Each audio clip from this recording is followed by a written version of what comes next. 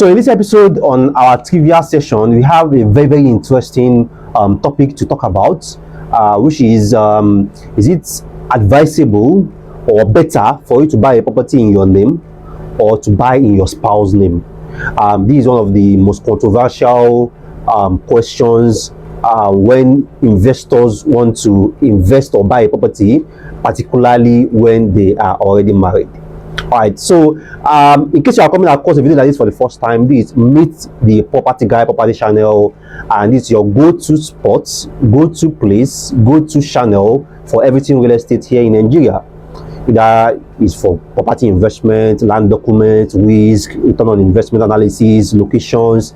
We share everything here, and we have a lot of playlists we have done on shortlet, on real estate developers, on Epe, on Ibejuleki, on real estate investor series, pros and cons, hierarchy of property titles.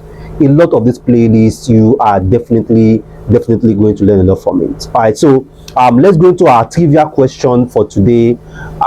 Is it advisable or better for you to buy a property in your name or to buy in your spouse's name? So before we go into the trivia topic, and for a couple of you guys that don't understand what we do in our trivia, we pick up a particular popular opinion, and I say my own experience, I say my part, but the trivia is more about you guys, my audience, my viewers, because we want you guys to contribute. We want you guys to enlighten us about your views, about your opinion, about your perspective, about these popular opinions.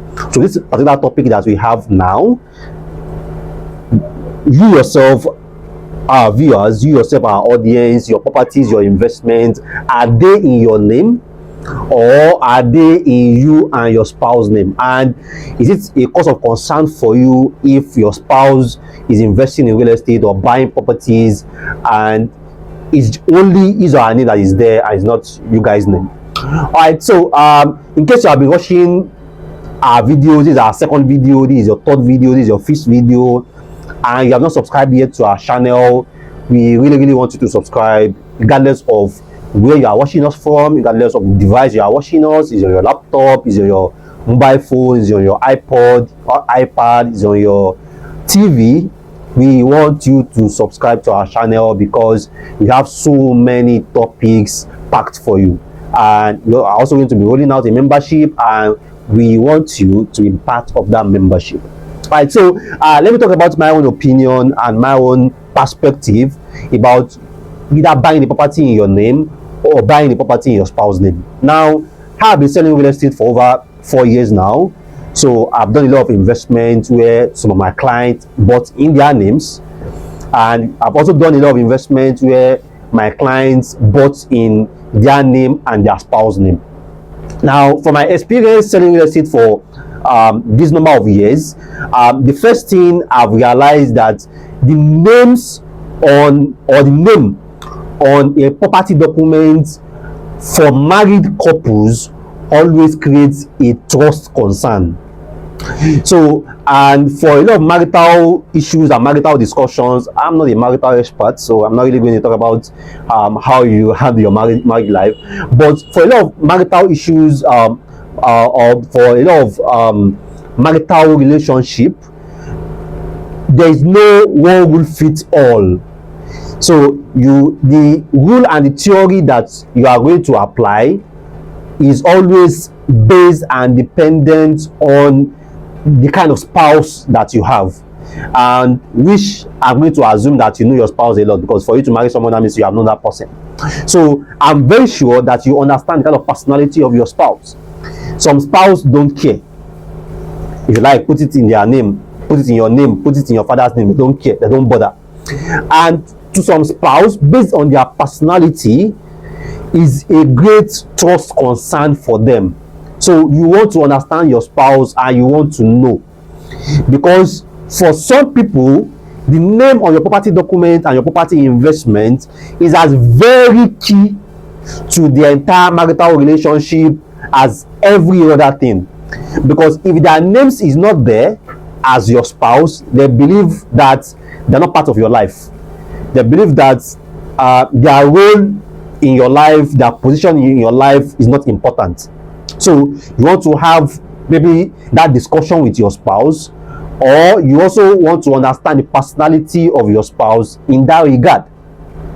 So but you must for a lot of couples that at least that I know, is always a trust concern. So we have couples that after buying the property, after purchasing the property, one of the partners can come back and then start asking questions: which name is on it, which is not of kin that was submitted, and so on and so forth, like that, because they want to know, they have that concerns, and they want to be sure that their trust in their spouse, their trust in their partner is not jeopardized. So the name that you are putting your property documents, particularly if you are married, you should know that you have a big effect in likely the trust concerns of your partner.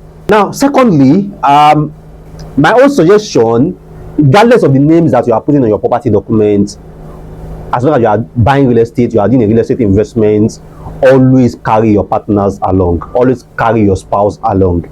Is very important. Real estate is a lifetime asset. If you buy a house, you own that house for life. If you buy a land, you own that land for life. And a lot of investors, a lot of us, one of the reason, one of the advantage, one of the big plus why we buy real estate is the fact that it's transgenerational, which we understand that even if we, at our demise, the property can go to our kids, can go to our grandkids, and the next generation can benefit from that particular decision, of that particular investment that we make. So this is even another extra reason why you should always carry your spouse along. Let them know the companies you are buying from, let them know where the properties is located, let them know where the documents are located. Is very important.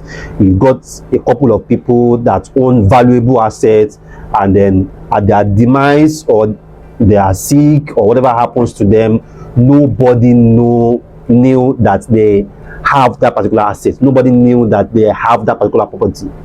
So it's advisable, because your closest nurse of kin is your spouse. This is someone that you guys live together, share the same bed together. So you want them to know everything, every investment that you are investing with. Let them know your realtors, let them know the companies, let them have their contacts, let them have their emails, so that in case of anything, they can always know that, okay, this property, this particular asset is so place, this person I have to reach out to, this person I have to talk to regarding this particular asset. Is very important. Always carry your spouse along.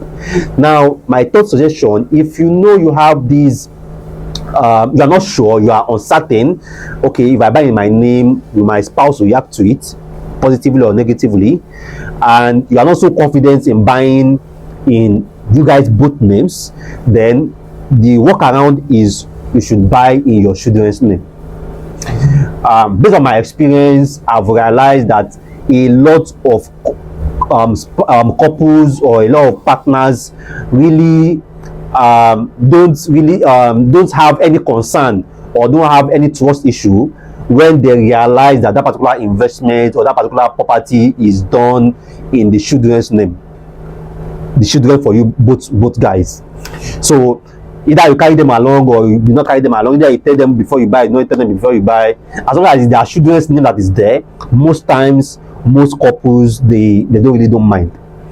So compared to maybe when it's just your name that is there. So if you know that, oh, if I tell my spouse that I want to buy this property, he or she may not approve it, he or she may not be fine with it, and you still really want to buy that investment because you see the opportunity there, you can simply just buy it and put your children's name there. So even eventually, after 1 year or whatever years, that the person realizes that, oh, I got this property here, oh, you not tell me, yeah, it's in our children's name, they are still going to be fine with it. They're not going to have that much trust or that much mistrust in you, that, oh, so you could do this investment and even did not tell me after all this while, and so on and so forth, like that. So having those investments in your kid's name can also be a fantastic workaround. Now, there are also some legal understanding, legal interpretation that is attached to you buying a property in your children's name. Because if you have 3 children, do you want to buy in their 3 names, or you want to buy each property, this one for this particular kid, this one for each particular kid, this one for each particular kid? That all depends on you.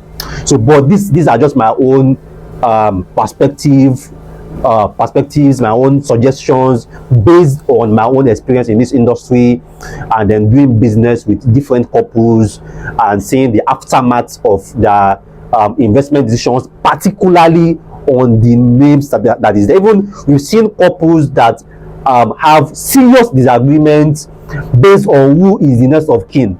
So if people can disagree on who is the next of kin, now imagine how serious that way you take it based on the actual name that is in the document. So, but these are my own opinions. So if you have something contrary, you have something to point out, you have something to explain based on your own understanding, based on your own perspective, as I mentioned before, our trivia sessions is for you guys. It's for our audiences. We really want you to participate. We really want you to contribute. We just want to flip the script. And instead of me talking and be the one sharing the knowledge, we want you guys to also share and teach us. Teach our other audiences, share your opinions, and we also can learn from you. So we want you also to tell us, is it really so important to you if that your spouse should include your name in whatever property that they are buying, or you don't care?